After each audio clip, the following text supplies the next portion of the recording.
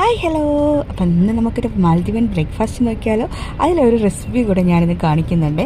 അപ്പോൾ എൻ്റെ പപ്പാടെ മമ്മായും എൻ്റെ പപ്പാടെ ബ്രദറിൻ്റെ മോനും എൻ്റെ ബ്രദറും അപ്പോൾ ആളും വന്നിട്ടുണ്ടായിരുന്നു കേട്ടോ. അപ്പോൾ ആളുടെ ഉണ്ട്. സോ എൻ്റെ പപ്പാടെ മമ്മയാണ് ഈ ഇതുണ്ടാക്കുന്നത്, ചപ്പാത്തി ഉണ്ടാക്കുന്നത് ഒരു റഷീദ് പറയും. അപ്പോൾ ഉണ്ടാക്കുന്ന മൈദമാവിലാട്ടോ ഉണ്ടാക്കുന്നത്, അവർ കൂടുതൽ അങ്ങനെയാണ് കഴിക്കുന്നത്. ഇപ്പോൾ ഈ മീനെന്ന് പറയുമ്പോൾ മറ്റേ ഉണക്കമീൻ ഭയങ്കരമായിട്ട് ഡ്രൈ ആക്കിയിട്ടുള്ള ചൂരയാണ്. അപ്പോൾ അത് വെച്ചിട്ടൊരു കറിയാണ് കേട്ടോ ഉണ്ടാക്കുന്നത്. അപ്പോൾ അതിന് സവാളയും വെളിച്ചെണ്ണയല്ല സൺഫ്ലവർ ഓയിലും പിന്നെ കറിവേപ്പിലയൊക്കെ കൂടെ ചേർത്ത് നല്ലപോലെ ആദ്യമായിട്ട് വെളുത്തുള്ളിയും കൂടെ ഇതിൽ ചേർത്തിട്ടുണ്ട്. പിന്നെ കുറച്ച് ഇഞ്ചിയും കൂടെയാണ് ചേർക്കുന്നത്. അപ്പം ഞാൻ ഗ്രാൻഡ് മദറിനെ വിളിക്കുന്ന മാമ എന്നാണ് കേട്ടോ. അവിടെ മാലിയിൽ മാമ എന്നാണ് വിളിക്കുന്നത്, അതുകൊണ്ട് തന്നെ ഞാൻ മാമ എന്നാണ് വിളിക്കുന്നത്.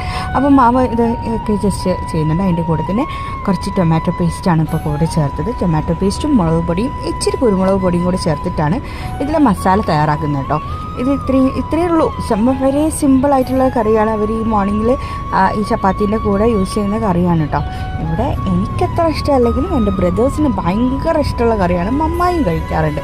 ബട്ട് എനിക്കത്ര ഇങ്ങോട്ട് താല്പര്യമില്ലാത്തൊരു സാധനമാണ്. എന്നാലും അവരൊക്കെ കഴിക്കും കേട്ടോ നന്നായിട്ട്.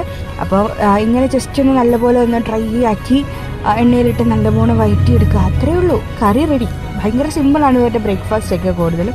ഈ ഒരു ചപ്പാത്തി ഉണ്ടാക്കുന്ന ഒരു പാടേ ഉള്ളൂ, പക്ഷേ അതവർ ഭയങ്കര സിമ്പിളായിട്ട് ഉണ്ടാക്കും. നമുക്കാണ് ഇച്ചിരി പാട്, ബട്ട് അവർ ഭയങ്കര ഈസി ആയിട്ട് ഉണ്ടാക്കാറുണ്ട്. ഞാനിങ്ങനെ നോക്കി നിൽക്കും ഇത്ര എളുപ്പത്തിലാണ് ഉണ്ടാക്കുന്നതെന്ന്. അപ്പോൾ എന്തായാലും ഭയങ്കര ഈസി ആയിട്ട് ഉണ്ടാക്കും. ഇവിടെ ഏറ്റവും ഇതിഷ്ടമുള്ള ആൾ എൻ്റെ ഈ ബ്രദറാണ്. അവൻ തന്നെ എല്ലാം ആസ്വദിച്ചത് കഴിക്കുന്നുണ്ട്. അവന് ഭയങ്കര ഇഷ്ടമാണ്.